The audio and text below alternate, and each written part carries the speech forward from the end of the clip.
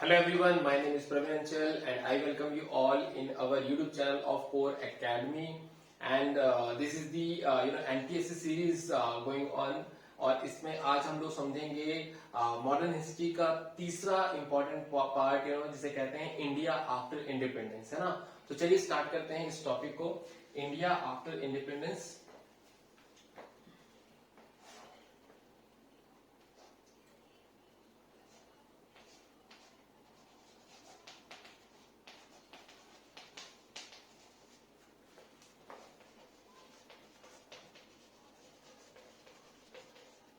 India after independence, ठीक है।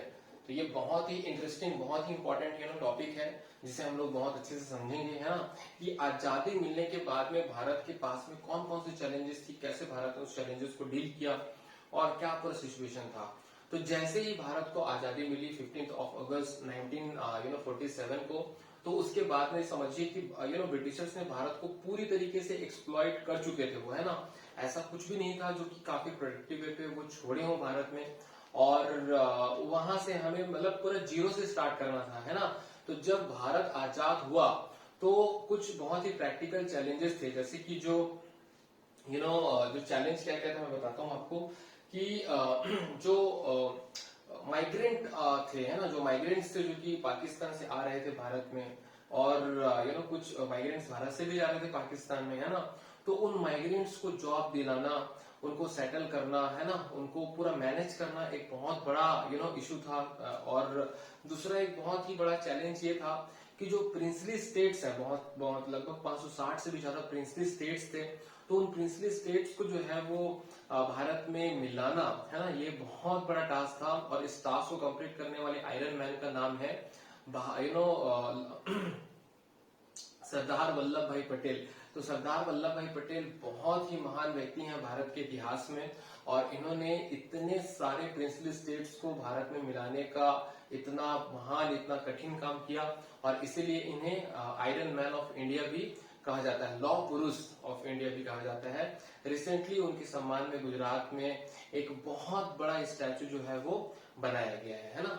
सो एक और चीज मैं आपको बताना चाहूंगा कि ये जो प्रिंसली स्टेट्स है ना, उनके पास में तीन ऑप्शन था, या तो वो पाकिस्तान में जा सकते थे, या तो वो इंडिया में रह सकते थे, और या तो अपने आप को ये तो अपने आप को वो इंडिपेंडेंट भी घोषित कर सकते थे, ठीक है। तो इन सभी प्रिंसली स्टेट्स को भारत में मिलाना was a humongous task that has been done by Sardar Vallabh Bhai Patel. अब इतना तो मैंने आपको बहुत अच्छे से समझा दिया। अब उसके बाद में जो है इतना हम बहुत अच्छे से समझ लिए हैं, अब उसके बाद में आगे हम लोग चीजों को बहुत अच्छे से देखते हैं। आगे क्या होगा, आगे ये है कि जब हम कॉन्स्टिट्यूशन बनाएंगे ना, तो उस समय भी बहुत ज्यादा हमको चैलेंजेस होगा, है ना। क्यों चैलेंजेस होगा मैं आपको एक बार थोड़ा बताता हूँ। जब कॉन्स्टिट्यूशन बनेगा भारत का, जब मेकिंग प्रोसेस चालू होगा कॉन्स्टिट्यूशन, ठीक है, बनने का जो प्रोसेस था वो तो बहुत पहले से स्टार्ट हो गया था, लेकिन जो कॉन्स्टिट्यूंट असेंबली की जो मीटिंग वगैरह स्टार्ट हुई थी वो हुई थी 1946 से 1949, 3 सालों तक लगभग उन्होंने ये पूरा मीटिंग किया था, लगभग 3 सालों तक। और फाइनली जो है हमारा कॉन्स्टिट्यूशन बनकर रेडी हुआ था 26 1949 को हमारा कॉन्स्टिट्यूशन बनकर रेडी हो गया था। याद रखिएगा, ये जो पूरा मीटिंग करते हैं ना, वो कौन करते हैं, कॉन्स्टिट्यूएंट असेंबली।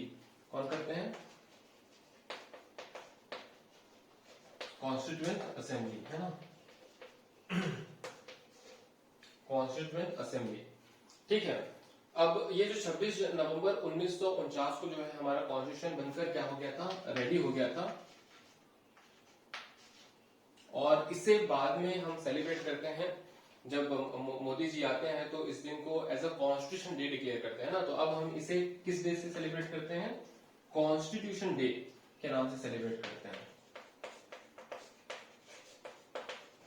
कॉन्स्टिट्यूशन डे के नाम से सेलिब्रेट करते हैं। और इस एक चीज मैं और आपको बताना चाहूंगा, ये जो कॉन्स्टिट्यूंट असेंबली के जो चेयर पर्सन, जो प्रेसिडेंट थे, उनका नाम क्या था, राजेंद्र प्रसाद, है ना। तो प्रेसिडेंट कौन है उस पूरे कॉन्स्टिट्यूंट असेंबली के, राजेंद्र प्रसाद। लेकिन जो ड्राफ्टिंग कमेटी होगा, जो पूरा ढांचा बनाएगा, जो पूरा स्ट्रक्चर तैयार करेगा कॉन्स्टिट्यूशन का, उसके जो चेयरपर्सन थे ना, उनका नाम था डॉक्टर बी आर अम्बेडकर, और इसीलिए डॉक्टर बी आर अम्बेडकर को हम फादर ऑफ इंडियन कॉन्स्टिट्यूशन भी कहते हैं, है ना। So I hope this is clear to all of you.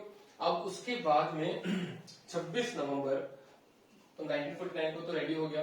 अब ये 2 महीने बाद, लगभग 2 महीने बाद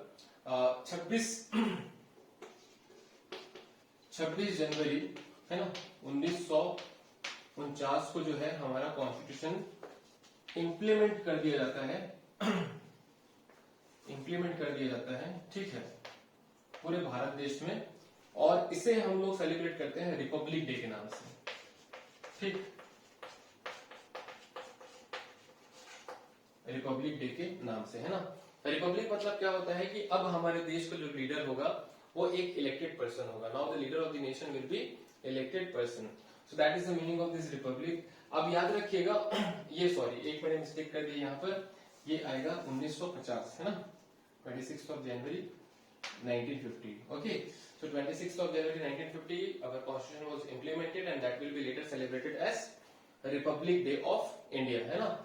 अब उसके बाद देखिए जब कॉन्स्टिट्यूशन बना तो कॉन्स्टिट्यूशन में बहुत सारी चीजें थी जो कि भारतीयों को दिया गया था, है ना, हमें मिला था। जैसे कि जो पहला बहुत ही इंपॉर्टेंट फीचर है वो है यूनिवर्सल एडल्ट फ्रेंचाइज का, ठीक, यूनिवर्सल एडल्ट फ्रेंचाइज। तो यूनिवर्सल एडल्ट फ्रेंचाइज क्या होता है? यूनिवर्सल, तो यूनिवर्सल मतलब कि ये सभी के लिए होगा, it is available for everyone. Adult मतलब कि 18 और अबव, है ना, 18 और above, and franchise means power of giving your vote, ठीक है। तो 18 या 18 साल से अधिक की उम्र के सभी लोग को जो है अब वोटिंग राइट्स मिलेगा, है ना, बिना किसी भेदभाव के। पहले बिफोर 1989 जो वोटिंग राइट्स था मिनिमम वो था 21 साल, लेकिन आफ्टर 1989 वो घटकर कितना हो गया? 18 साल, ठीक है। So this is universal adult franchise का कॉन्सेप्ट है। दूसरा ये था we all are equal, equality होगा, है ना, इक्वालिटी होगा। और इक्वालिटी के अलावा जो डिप्रेस्ड क्लास होंगे, है ना, डिप्रेस्ड क्लास होंगे, उनको क्या मिलेगा? रिजर्वेशन मिलेगा। जो SC ST हैं उन्हें क्या मिलेगा? रिजर्वेशन, ताकि वो मेन स्ट्रीम में आ सके। जो एक अनटचेबिलिटी का बहुत बुरा प्रैक्टिस होता था उसे क्या कर दिया गया? इलीगल कर दिया गया, है ना। Untouchability has been banned, untouchability has been banned, okay. और ये कौन से आर्टिकल के माध्यम से इसको अनटचेबिलिटी को बैन किया गया? आर्टिकल 17, आर्टिकल 17 जो है वो अनटचेबिलिटी को बैन करता है। And article 17 comes under the right to equality, है ना। तो राइट टू इक्वालिटी जो हमारा फंडामेंटल राइट है उसका आर्टिकल 17 ये जो है अनटचेबिलिटी को क्या करता है? बैन करता है, ठीक है। इसके बाद में हमारे देश में जो पूरे चीजों को बहुत अच्छे से मैनेज करने के लिए सब्जेक्ट लिस्ट का गठन किया गया, ठीक है। सब्जेक्ट लिस्ट, सब्जेक्ट लिस्ट, है ना। तो ये सब्जेक्ट लिस्ट मतलब क्या है कि कौन कौन से सब्जेक्ट, सब्जेक्ट मतलब ये नहीं मैथमेटिक्स, फिजिक्स, केमिस्ट्री, ये नहीं ना। सब्जेक्ट मतलब कि क्या, कि कौन कौन से मैटर में कौन कौन सी लेवल की गवर्नमेंट जो है अपना डिसीजन ले सकती है, उनका अधिकार क्या होगा, है ना। तो यहाँ पर इसको जो है 3 भागों में बांटा गया। एक को कहा गया सेंट्रल लिस्ट, है ना, इसे यूनियन लिस्ट भी कहते हैं। एक है स्टेट लिस्ट और एक है concurrent list, concurrent list, okay. One is central list, the second one is state list and the third one is concurrent list. Central list को जैसे मैंने आपको बताया कि यूनियन लिस्ट भी कहते हैं। तो जो चीजें सेंट्रल गवर्नमेंट के द्वारा मैनेज की जाएगी वो सभी इसमें आएगी, जैसे कि foreign relation, defence, communication, banking, है ना। तो ये जो बहुत ही इंपॉर्टेंट फील्ड्स हैं, इंपॉर्टेंट सब्जेक्ट है, वो सभी किसमें आएंगे? सेंट्रल लिस्ट में आएंगे। तो यहाँ पे लिख देता हूँ कुछ एग्जांपल्स, जैसे कि बैंकिंग, है ना भाई, करेंसी तो सभी जगह सेम ही रहेगा। उसके बाद में कम्युनिकेशन, ठीक है। उसके बाद में डिफेंस, फॉरेन रिलेशन एक्सेट्रा आप इसमें ऐड कर लीजिएगा, ठीक। उसके बाद में जो स्टेट लिस्ट है, तो स्टेट लिस्ट में क्या क्या आ सकता है? देखिए जो पुलिस है ना, तो पुलिस किस में आता है? स्टेट में आता है। एग्रीकल्चर किस में आता है? स्टेट में आता है, okay. So police and state comes in, police and agriculture comes in state list, है ना। तो जैसे आपने देखा होगा police, Chhattisgarh police, Maharashtra police, Gujarat police, है ना। तो इस तरीके से पुलिस कहाँ आता है, स्टेट लिस्ट में। लेकिन डिफेंस मतलब आर्मी, तो आर्मी ऐसे थोड़ी ना बोलेंगे छत्तीसगढ़ आर्मी, महाराष्ट्र आर्मी, ऐसा नहीं ना, इंडियन आर्मी बोलते हैं हम लोग, ठीक है। उसी तरीके से कॉन्करेंट लिस्ट, तो कॉन्करेंट लिस्ट वो लिस्ट होता है जिसमें सेंट्रल और स्टेट गवर्नमेंट दोनों अपना डिसीजन ले सकते हैं। लेकिन अगर मान लीजिए कोई प्रॉब्लम है, कॉन्फ्लिक्ट है ना, विवाद हो गया है, तो उस केस में वो जो सेंट्रल गवर्नमेंट ने जो फैसला लिया है वो फिर प्रिवेल करेगा, वो फिर माने रहेगा, है ना। तो ये रहा आपका कॉन्करेंट लिस्ट। तो कॉन्करेंट लिस्ट में क्या आ जाएगा आपका, एग्जांपल मैं देता हूं आपको बहुत अच्छा, इसमें आ जाएगा आपका एजुकेशन एंड फॉरेस्ट आप ले सकते हो। Okay, education and forest. जैसे एजुकेशन में बताता हूं आपको, एजुकेशन में जैसे CBSE है ना, जैसे central board of secondary education, वैसे ही हमारे पास में CGBSE भी होता है, Chhattisgarh board of secondary education, है ना। तो आप समझ सकते हैं कि सेंट्रल गवर्नमेंट और छत्तीसगढ़ की स्टेट गवर्नमेंट दोनों अपने लिए एजुकेशन पॉलिसीज बना सकती है, क्योंकि एजुकेशन कहाँ आता है, कॉन्करेंट लिस्ट में। उसी प्रकार से एक लिस्ट और होता है जिसे कहते हैं रेसिडुअरी लिस्ट। तो जो नया लिस्ट है, जो नया चीजें इन्वेंट हो रही हैं, जो तीनों में नहीं आता वो किसमें आएगा, रेसिडुअरी लिस्ट में आएगा। जैसे इंफॉर्मेशन टेक्नोलॉजी हो गया, कंप्यूटर हो गया, तो ये सभी चीजें किसमें आती हैं, रेसिडुअरी लिस्ट में आता है ना, वो चौथा हो गया, ठीक। सो आई होप ये बहुत अच्छे से आपको जो है वो समझ में आया होगा। उसके बाद देखते हैं नेक्स्ट बहुत ही इंपॉर्टेंट टर्म है जिसे कहते हैं लिंग्विस्टिक स्टेट। क्या कहते हैं, linguistic state. Okay, linguistic state. तो लिंग्विस्टिक स्टेट मतलब होता है कि ऐसा स्टेट जो कि लैंग्वेज के ऊपर आधारित हो, है ना, जिसका बेस जो है वो क्या हो, लैंग्वेज हो। तो देखिएगा जब भारत आजाद हुआ, है ना, तो 1920 के आसपास जो कांग्रेस ने प्रॉमिस किया था कि जब कांग्रेस बनेगा, जब भारत देश बनेगा कांग्रेस की लीडरशिप में, तो हम जो है स्टेट बनाएंगे on the basis of language. लेकिन जैसे भारत आजाद होता है ना, तो जो बड़े बड़े लीडर्स होते हैं वो डर जाते हैं, क्योंकि ऑलरेडी पाकिस्तान का पार्टीशन हो चुका था, है ना। तो भारतीय जो लीडर है वो बिल्कुल नहीं चाहते थे कि आगे जाके कोई ऐसा कुछ डिवीजन हो। इसलिए उन्होंने ये जो है एक्सेप्ट करने से मना कर दिया कि हम लैंग्वेज के बेसिस पे कोई स्टेट बनाएंगे। तो जब कांग्रेस पार्टी ऐसा मना करती है, तो मद्रास प्रेसिडेंसी में जो आंध्र प्रदेश तो उस समय वो वर्ड नहीं आया था, तो आंध्र प्रदेश में एक बहुत ही मद्रास में, क्योंकि आंध्र प्रदेश बना नहीं था उस समय, है ना। तो मद्रास में एक बहुत ही स्ट्रॉन्ग लीडर थे जिनका नाम था गांधीयन लीडर थे, गांधी विचारधारा को फॉलो करते थे, जिनका नाम था पी श्रीरामुलु जी, पोट्टी श्रीरामुलु जी नाम था इनका। और ये जो है ना एक तेलुगु स्पीकिंग स्टेट का डिमांड कर रहे थे फ्रॉम सेंट्रल गवर्नमेंट, लेकिन सेंट्रल गवर्नमेंट उनको हमेशा डिनाई करती थी, मना कर देती थी। इसीलिए पोट्टी श्रीरामुलु जी ने डिसाइड किया कि अब मैं क्या करूंगा, आमरण अनशन करूंगा, है ना, फास्ट अनटू डेथ करूंगा। और वो बहुत दिनों तक जो है वो फास्ट करते रहे 50 दिनों से भी ज्यादा करते रहे। और फाइनली उनकी जो है 15 दिसंबर 1952 को मौत हो जाती है, मृत्यु हो जाती है। जिसके बाद में उस पूरे एरिया में जो है ना वो बहुत ज्यादा बोलना चाहिए कि टेंशन इमर्ज हो जाता है, लोग वायलेंट हो जाते हैं। और उसी समय इलेक्शन भी चल रहा होता है, तो सेंट्रल गवर्नमेंट बिल्कुल भी नहीं चाहती है कि लोगों से पंगा लेना, है ना। तो इसीलिए फाइनली लोगों की बातों को मानते हुए 1 अक्टूबर 1953 को आंध्र प्रदेश का निर्माण होता है, गठन होता है ना। So when what is the first state in India which was based on the language, Andhra Pradesh. तो ये आंध्र प्रदेश जो है, Andhra Pradesh was the first state which was based on language। क्या लैंग्वेज है भाई इनका, इनका लैंग्वेज है तेलुगु, है ना, तेलुगु है। और कब बना था, 1 अक्टूबर 1953 को बना था, ठीक है, 1 अक्टूबर 1953। बाद में जाके आंध्र प्रदेश का भी बाइफर्केशन हो जाता है 2014 में, है ना। आंध्र प्रदेश से क्या निकलता है, तेलंगाना। तेलंगाना का भी लैंग्वेज क्या होगा, तेलुगु ही होगा, ठीक।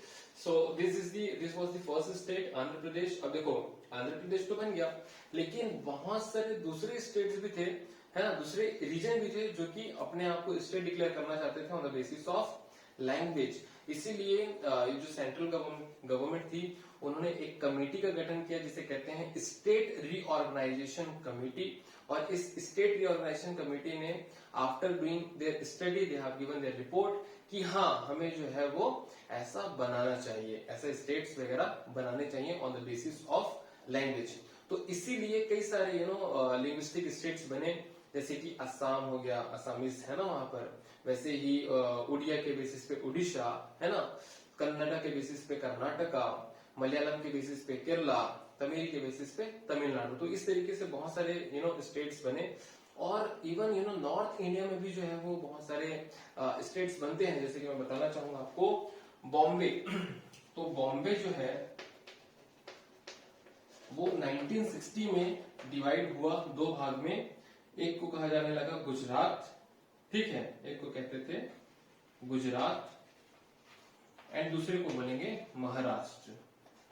ठीक, तो गुजरात में क्या होगा भाई, गुजराती लैंग्वेज, और महाराष्ट्र में क्या होगा, मराठी लैंग्वेज, है ना।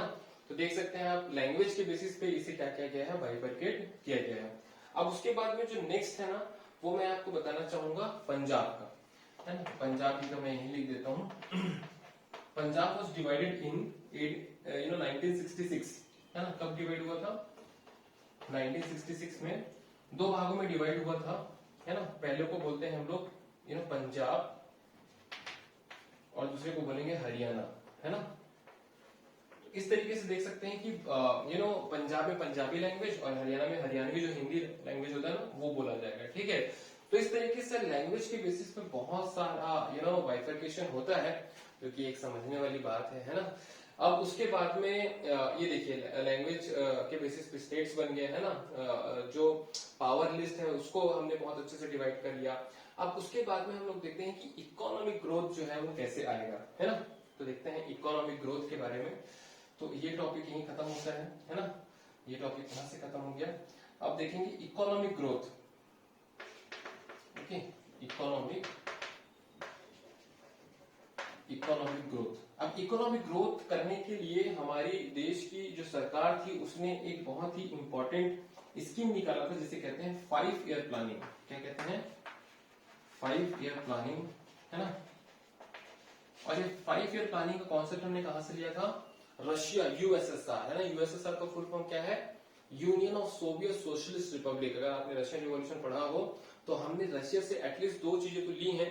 पहला है सोशलिज्म, जो कि हमारे कॉन्स्टिट्यूशन में है, और दूसरा है 5 ईयर प्लानिंग, है ना। तो ये 5 ईयर प्लानिंग का कॉन्सेप्ट हमने कहां से लिया था, रशिया से लिया था, जो उस समय यूएसएसआर कहलाता था। यूएसएसआर मतलब 1991, मतलब 1991 से पहले रशिया यूएसएसआर कहलाता था, ठीक है।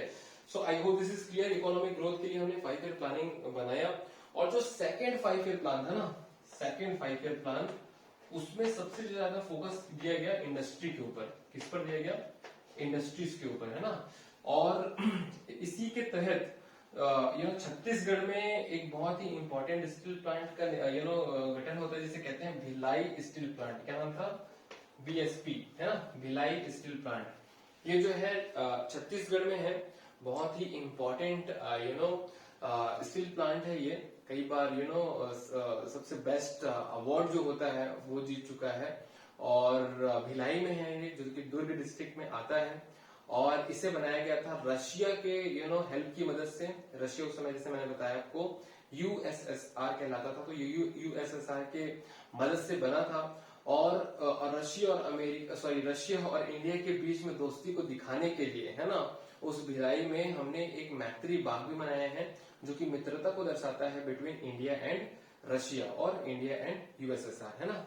So this is about the economic growth. अब उसके बाद में बताऊंगा हमारा इकोनॉमिक पॉलिसी क्या था, ठीक है। So let's discuss about the economic policy. Economic policy, अब देखिए बेसिकली दो प्रकार की इकोनॉमिक पॉलिसी होती है। एक होता है कम्युनिस्ट और एक होता है कैपिटलिस्ट, है ना। तो जो कम्युनिस्ट पॉलिसी होती है ना, इकोनॉमिक पॉलिसी होती है कम्युनिस्ट, उसमें क्या होता है, गवर्नमेंट हर चीजों को कंट्रोल करता है। वहां पर प्राइवेट कंपनीज नहीं होती है, हर चीजों को गवर्नमेंट कंट्रोल करती है।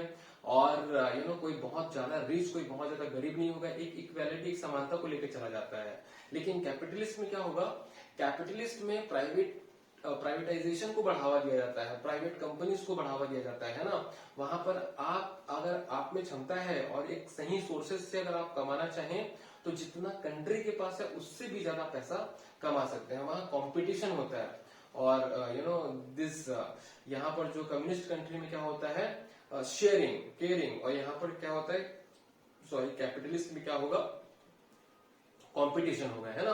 तो इस तरीके का दो बहुत ही विपरीत विचारधारा वाला कॉन्सेप्ट है। कैपिटलिस्ट जहां पर पैसे को प्रीफर किया जाता है, प्रॉफिट को प्रीफर किया जाता है, और कम्युनिस्ट यहाँ पर सर्विस को प्रीफर किया जाता है, शेयरिंग को प्रीफर किया जाता है, ठीक है। सो ये जो है दो प्रकार का कॉन्सेप्ट है ना। ये जो दो प्रकार का कॉन्सेप्ट है, एक है कैपिटलिस्ट। कैपिटलिस्ट में सबसे इंपॉर्टेंट कंट्री है जो कि पूरी दुनिया को लीड करता है, वो है अमेरिका, है ना। कैपिटलिस्ट कंट्री है अमेरिका। और दूसरी तरफ कौन है, कम्युनिस्ट, ठीक, कम्युनिस्ट। तो कम्युनिस्ट जो है ना वो सबसे इंपॉर्टेंट कंट्री है पूरी दुनिया में, यूएसएसआर या फिर रशिया बोल सकते हो, ठीक है। लेकिन इंडिया ने जो है ना वो बहुत स्मार्ट किया यहाँ पर। इंडिया ने कहा कि हम दोनों को फॉलो करेंगे, ठीक है, वी विल बी बोथ, है ना। तो हम दोनों को फॉलो करेंगे और हम लोग मिक्स्ड इकोनॉमी बनाएंगे। क्या बनाएंगे, मिक्स्ड इकोनॉमी, ठीक है। तो मिक्स्ड इकोनॉमी मतलब क्या, कि हमारे देश में जो है वो पब्लिक कंपनीज भी होगा, गवर्नमेंट कंपनीज भी होगा और प्राइवेट कंपनीज भी होगा। तो हम दोनों मॉडल को लेके चलेंगे, मिक्स्ड इकोनॉमी, ठीक है। तो इस तरीके से जो है हमने मिक्स्ड इकोनॉमी को फॉलो किया। मतलब हमारे यहाँ रेलवे भी होगा और रिलायंस भी होगा, है ना। तो इस तरीके का जो ये मिक्स वाला मॉडल जो है अपनाया गया भारत में। और एक चीज मैं और आपको बताना चाहूंगा कि जो कैपिटलिस्ट और कम्युनिस्ट आइडियोलॉजी है, इसकी वजह से पूरा दुनिया जो है ना वो दो भागों में बढ़ गया था। एक ग्रुप अमेरिका के साइड में हो चुका था और दूसरा ग्रुप किसके साइड में हो चुका था, कम्युनिस्ट, मतलब रशिया की तरफ हो गया था ना। तो अमेरिका और रशिया के बीच में जो है बहुत सालों तक कोल्ड वॉर चलता रहा। और ये कोल्ड वॉर 1991 तक चलता रहा, जब रशिया फाइनली क्या हुआ, डिवाइड हुआ। इसको कौन रिप्रेजेंट कर रहा है, यूएसएसआर, और इसको कौन रिप्रेजेंट कर रहा है, USA, United states of America and union Soviet socialist Republic, है ना। तो ये रशिया ही है। तो इन दोनों में क्या होता है, आगे जाके लड़ाई होता है। क्यों, क्योंकि इनकी विचारधारा अलग है बिल्कुल। मिक्स्ड इकोनॉमी कौन फॉलो कर रहा है भाई, मिक्स्ड इकोनॉमी इंडिया फॉलो कर रहे हैं ना। तो इन दोनों का जो पूरा लड़ाई होता है उसमें पूरा दुनिया जो है वो दो भागों में बढ़ जाती है, एक अमेरिका की तरफ और दूसरा रशिया की तरफ, है ना। लेकिन इंडिया अभी भी जो है वो बहुत इंपॉर्टेंट रोल प्ले कर रहा है। इंडिया बोलता है कि ना तो हम कैपिटलिस्ट में जाएंगे ना तो हम कम्युनिस्ट में जाएंगे, हम लोग फिर से एक बीच का मॉडल अपनाएंगे जिसे कहते हैं नॉन अलाइन मूवमेंट। क्या कहते हैं, नॉन अलाइन मूवमेंट, है ना। तो ये नॉन अलाइन मूवमेंट का जनक जो है वो भारत रहा है। और भारत इसका जो सबसे बड़ा श्रेय जाता है वो हमारे first prime minister Pandit Jawaharlal Nehru को जाता है। और ये हमारा बहुत ही इंपॉर्टेंट फॉरेन पॉलिसी भी बनता है ना। अब जब ये नॉन अलाइन मूवमेंट स्टार्ट होता है तो कई सारे दूसरे देश भी जो है वो भारत के साथ में आते हैं, जैसे कि इंडोनेशिया हो गया, युगोस्लाविया हो गया, घाना हो गया, इजिप्ट हो गया। तो ये सभी देश जो है वो हमारे साथ में आते हैं और मिलकर हम क्या स्टार्ट करते हैं, non align movement. Non align movement का एक बहुत ही इंपॉर्टेंट कॉन्सेप्ट ये है कि जब चूंकि पूरी दुनिया दो भागों में बढ़ रही है तो नॉन अलाइन मूवमेंट के माध्यम से एक बैलेंस बनाया जाए दोनों के बीच में। तो इस तरीके का जो है अप्रोच भारत ने दिखाया। So that is about the economic policy, है ना। तो हमने आई थिंक बहुत ही अच्छे से सभी चीजों को कवर कर लिया है इसमें। एक बार हम लोग रिकैप कर लेते हैं। तो मैंने कॉन्स्टिट्यूशन से स्टार्ट किया था आपको बताना, फिर जो इम्पोर्टेंट फीचर्स है कॉन्स्टिट्यूशन के उसको मैंने बताया, फिर जो सब्जेक्ट क्या होता है, लिंग्विस्टिक स्टेट क्या होता है, इकोनॉमिक ग्रोथ के लिए हमने क्या किया, इकोनॉमिक पॉलिसी हमने क्या अडॉप्ट किया, और जो हमारा फॉरेन पॉलिसी का बहुत इंपॉर्टेंट फीचर है नॉन अलाइन मूवमेंट, है ना, नॉन अलाइनमेंट मूवमेंट, तो वो भी मैंने बताया पंडित जवाहरलाल नेहरू जी ने स्टार्ट किया था। इसके अलावा अगर आप और कुछ एडिशनल देखना चाहें तो आप देख सकते हैं 1962 में, ठीक है। ये तो पूरा हो गया लगभग कंप्लीट, इतना ही है इंडिया आफ्टर इंडिपेंडेंस में आपका जो सिलेबस में है वो। लेकिन इसके अलावा भी अगर कुछ एडिशनल चीजें देखना चाहे तो मैं आपको बता देता हूँ। देखिए 1947 में हमें आजादी मिली, है ना।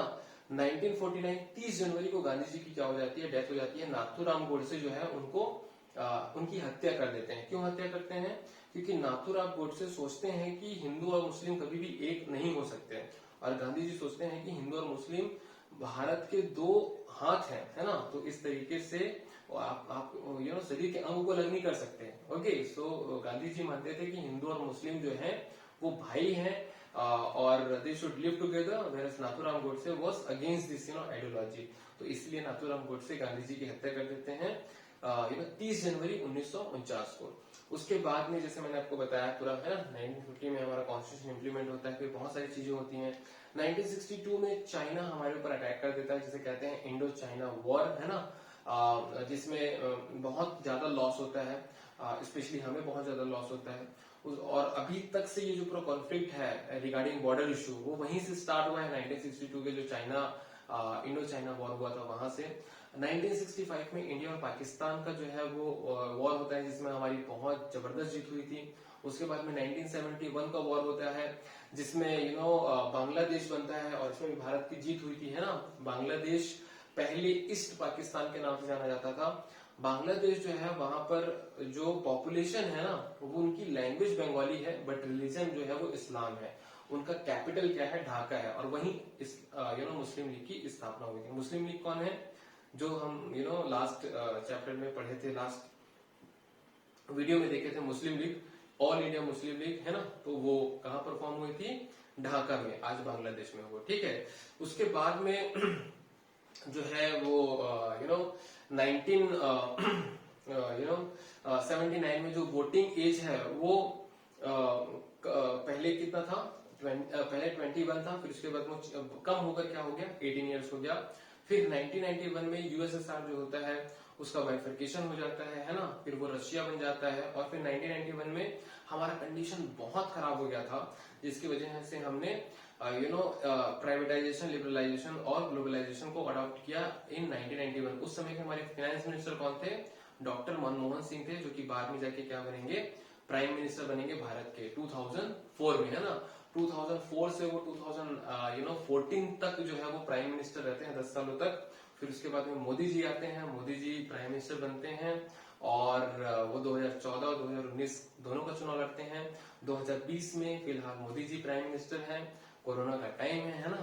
तो ये रहा, है ना, ये पूरा स्टोरी, पूरा कहानी, और हमारी खत्म हो गई पूरी कहानी, हम बोल सकते हैं, ठीक है। So this is the complete lecture for you all. I hope आपको बहुत अच्छे से समझ में आया होगा, मजा आया होगा। अगर आपके पास कोई डाउट, प्रॉब्लम, कंफ्यूजन हो, so please comment below and let us know. We will meet in the next video.